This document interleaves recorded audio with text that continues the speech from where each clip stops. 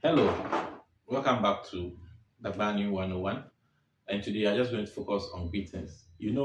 Greetings is very important to any culture, and in Dagban, we take it very seriously. It is a gateway to starting a conversation.